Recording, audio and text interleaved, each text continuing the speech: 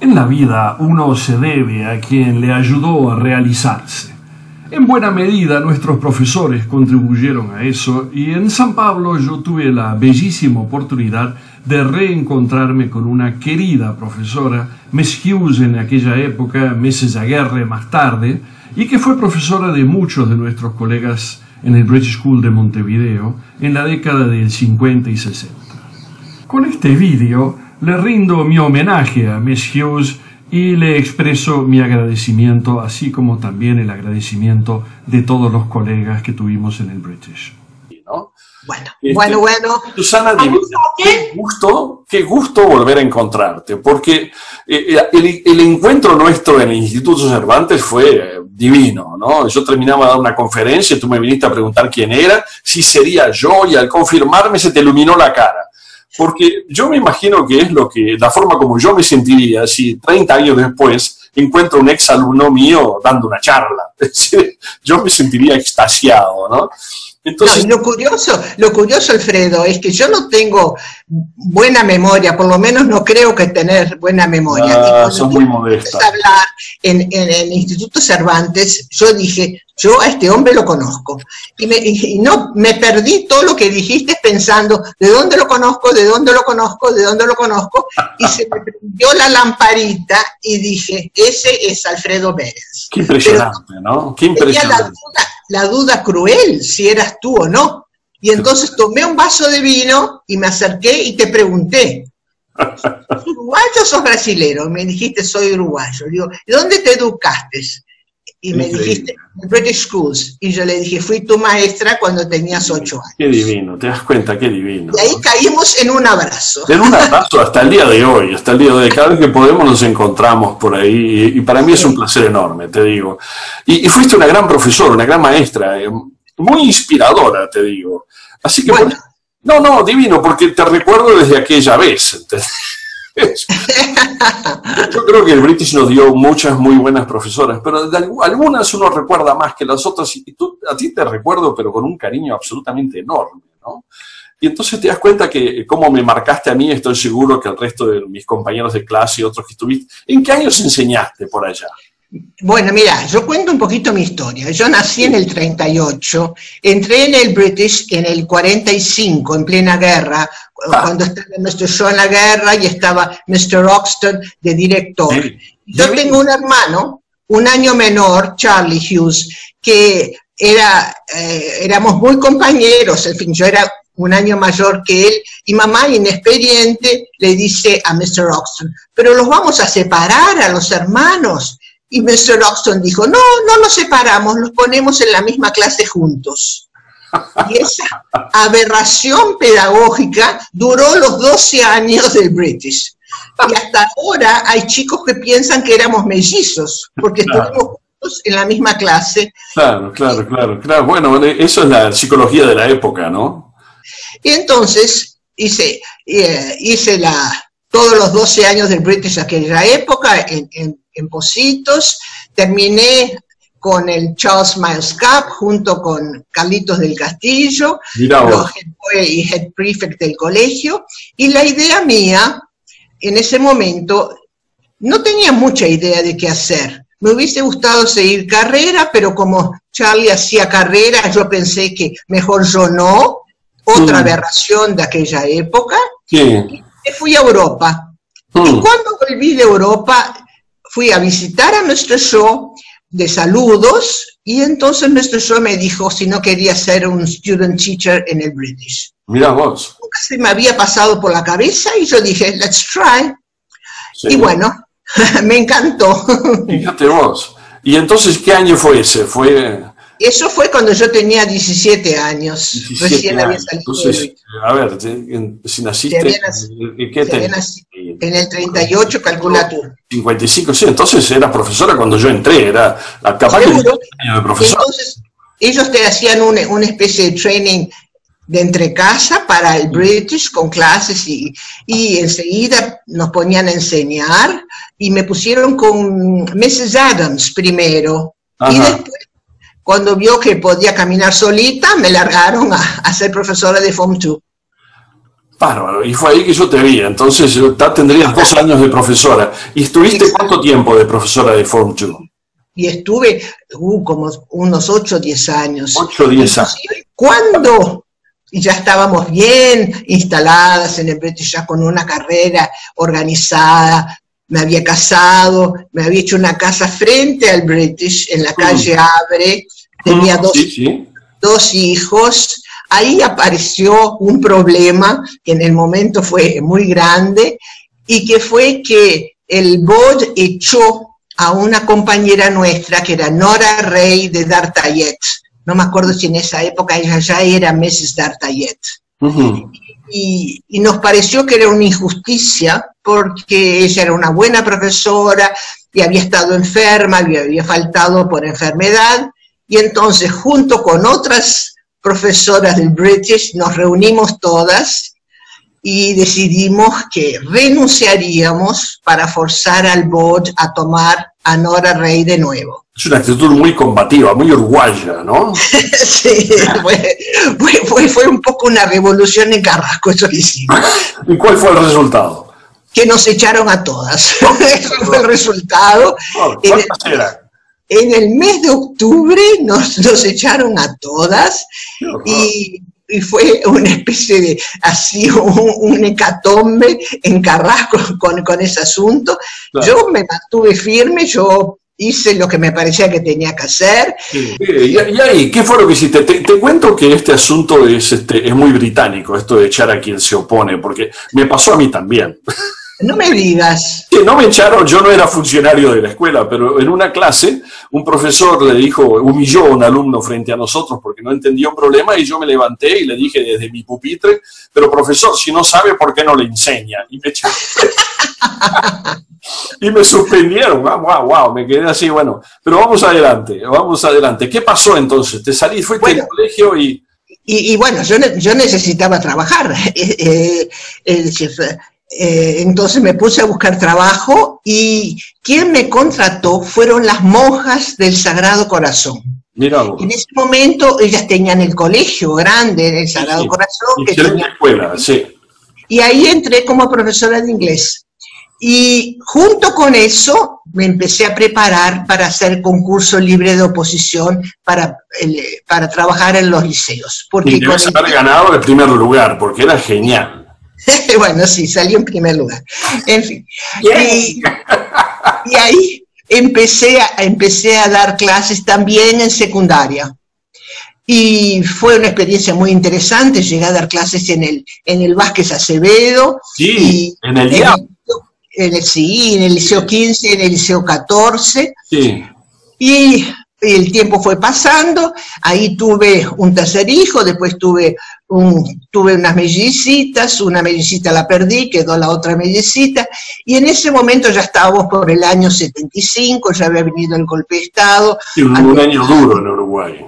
La dictadura, y empezamos a ver que mi marido era arquitecto, que había todo un grupo de arquitectos uruguayos que se venían a Brasil a buscar trabajo, y que conseguían trabajo enseguida. Sí. Y entonces eso me hizo pensar a mí, y bueno, y un buen día llamamos a unos amigos que ya se venían a Brasil, se trajeron una botella de caña, y cuando terminaron la caña resolvimos que nosotros también nos veníamos a Brasil. Con todos los hijos a cuestas. Con los 4 hijos a cuestas. En fin, estábamos en el año 75. Sí. ¿Y fue a dónde? ¿A San Pablo, Río, Porto Alegre? Bueno, no, a San Pablo. El lugar de venir a trabajar era San Pablo. Y ahí salieron los 2 arquitectos, dejando 9 hijos atrás, 5 hijos mi otra amiga, yo con 4, salieron en la TTL de la Plaza Libertad, con unas mochilitas y con unos tarjetitas para ir a ver gente en San Pablo. Y mi argumento fundamental era decirle a Pedro, que era mi marido en el momento, le decía, aprovechá a irte antes que cumplas los 40, que 39 impresiona menos que 40. Bueno, con eso yo estoy con 67. Bueno, con esos elementos fundamentales, los hombres salieron a vivir en pensiones en San Pablo a buscar trabajo. A nosotros nos fue muy difícil porque ya a esa altura, en el año 75, empezaban a apretar los torniquetes aquí en el Brasil, no aceptaban turistas que trabajaban, nadie tenía ningún documento brasilero, en fin, se hizo muy largo ese primer año, no se conseguía nada, yo me quedaba en Carrasco todavía dando clases hasta el último momento, y en diciembre del 75 vino la noticia que Pedro había sido contratado por una firma de ingeniería muy grande, la Temag Ingeniería, y que entonces yo preparase la mudanza y venirme con los 4 chicos a San Pablo. Bueno, qué momento divino ese, ¿no? Mira, divino de emoción y divino de dificultad. Porque pero quiere decir que tus hijos chicos crecieron aquí en Brasil. Bueno, como son, ya me había casado hace unos años. Tienes que bajar un poco la cabeza porque te pierdo un poco en la tela. Ahí está mejor. Y entonces la mayor tenía 12, después uno de 10, otro de 4 y otra de 2. Eran todas una escalerita. Y bueno, en marzo del 76 nos reunimos la familia, lo que suponíamos que veníamos a un lindo apartamento, el apartamento se perdió y acabamos en una pensión de la Plaza República con 3 lances de escalera. Sí. Eso fue nuestra llegada. Tenía que meter a los niños en la escuela. Y sí, pero ahí conseguimos ya habíamos elegido el barrio, en San Pablo hay un barrio llamado Higienópolis, que era donde venían los argentinos y los chilenos, argentinos y chilenos que venían también saliendo de sus situaciones muy difíciles en sus países. Es el barrio más parecido a Montevideo que hay. Y bueno, fue por eso, y que nos parecía que quedaba cerca al centro, que no eran los barrios como Morumbí. Para eso necesitabas pasaporte para ir a ver. Por eso, bueno, y entonces ahí empieza nuestra vida en San Pablo. Y después de San Pablo te fuiste a Río, creo, ¿no? Me fui a Río porque a Pedro lo trasladaron a Río, vivimos 2 años, años 80 y 81 en Río, ya a esta altura los chicos estaban más o menos adaptados, pues les costó el cambio de San Pablo a Río, después del cambio de San Pablo. Volvemos a San Pablo y yo me pongo a buscar trabajo. En esos primeros años no quise trabajar, no tenía ni energía, la energía era para imagínate, cuidar a los chicos, aprender el idioma y a habituarnos a ese nuevo país. Sí. Y traté de buscar trabajo de profesora, que era lo que yo tenía y lo que sabía y lo que me gustaba. Pero cuando uno llega a un país que no conoce, no se sabe manejar. Entonces, no es cierto. No saben las leyes del trabajo, cómo funciona. Sí, además la gente tiene otra forma de relacionarse en el extranjero, entonces es más difícil, no tenés network, como dicen hoy, ¿no? Nada de network. Entonces lo que tenía era leer el diario y recortar avisos, y al final era para vender la enciclopedia británica a domicilio, bueno, y eso ya no me servía. Y ahí entré, como tenía los idiomas y hablaba también francés, y tenía el inglés y ya tenía un poco de portugués y el español, y ahí empecé a trabajar en Sprinter, en una agencia de viajes. ¡Qué bueno! ¡Qué cosa! Y decime, esa sensación de haber elevado a personas en el tarea del profesor, ¿cómo te sentiste a lo largo de tu vida enseñando a alumnos a desarrollarse como hombres y mujeres? Mira, lo hacía casi como una misión, con todo el corazón, con todo mi ser, y me gustaba muchísimo. Y entonces, hoy en día yo sé que contás historias para niños y desvalidos de una forma o de otra. ¿Qué es lo que haces? Es decir, trabajé hasta los 72 años, es decir, hasta hace 8 años. Y los últimos años, ya a partir de los 70, que veía que iba a tener que parar, que no era posible seguir trabajando, me puse a pensar qué tipo de trabajo voluntario me gustaría hacer. Porque, en fin, ya había trabajado, se puede decir que una vida, y ya era momento para devolver a la sociedad algo de lo que yo había aprendido. Y no tenía mucha idea de qué es lo que me gustaba hacer, hasta que un día oí a un contador de historias contando cuentos en una librería. Y eso se me prendió una lamparita y dije, esto me parece que me gustaría hacer. ¡Ey, qué bueno! Lo fui acompañando a esta persona que se llama Ilan Bremer, que es un escritor y es contador de historias, pero tenía mucho miedo porque me parecía que iba a tener dificultad de memorizar los cuentos. Y los cuentos hay que memorizarlos, no hay que leerlos. Y seguí pensando y pensando y hablé con él, y él me dijo, mira, yo te voy a presentar a un grupo de contadores de historias que se llama Era una vez. Como empiezan todas las historias. Así, Era una vez. Y bueno, fui a hablar con la coordinadora de Era una vez y me entusiasmé. Y entré y dije, bueno, voy a aprender. Aprendí otras cosas, voy a aprender a memorizar mis cuentos. Y hace 8 años que estoy en ese grupo. Qué bueno, qué bueno. Qué bueno. ¿Es importante memorizarlos o por qué no inventar los tuyos? ¿Por qué no contarlos de otra forma? Bueno, no. Lo que justamente, si no son cuentos de autor, sí, entonces podés modificarlos. Sí. Y sabes, un cuento que me elegí y que me gusta muchísimo contarlo, sí, y lo cuento cada vez diferente, es el cuento de la música de Marilena Walsh, Manuelita la tortuga. Qué bueno. Entonces me inventé con Manuelita, lo cuento en portugués y a los chicos les encanta. Es decir, no solo contamos a niños, contamos, sí, también a personas de la tercera edad en asilos, contamos a algún grupo de personas que tienen algún tipo de dificultad, en fin, es variado. Tú sabes que recientemente me contó mi mujer, que tiene una sobrina de 4 años que todavía no aprendió a leer, que no quería aprender a leer. Porque si aprendiese a leer, iba a tener que leer las historias de los otros, y ella quería contar las propias. Me parece divino, ¿no? ¡Qué genial! ¡Qué genial! Los niños son geniales, ¿no?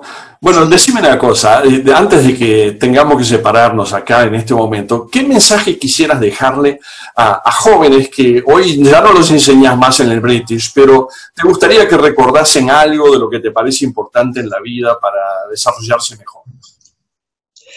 Ay, qué pregunta difícil. Es como pregunta de examen. Bueno, yo creo que en este momento que el mundo ha cambiado tanto, en estos últimos años, en estos 40 años que yo vine a Brasil, imagínate tú que cuando llegué ni existía el computador, que, en fin, era otra situación hace 40 años atrás. Sí. Y veo a los chicos medios perdidos hoy en día, medios perdidos por la cantidad de ofrecimientos que tienen, con la cantidad de intereses que tienen, que les cuesta encontrar un camino en la vida. Yo les diría que piensen bien, que no tengan miedo de equivocarse, que cuando eligen una carrera no piensen como pensábamos nosotros que es para toda la vida, que piensen que es por poco tiempo y que se fijen bien cuál es el sueño de ellos de hacer. Y no estén mucho atados al mercantilismo, al consumo, a las compras, en fin, que sigan un poco el sueño de ellos.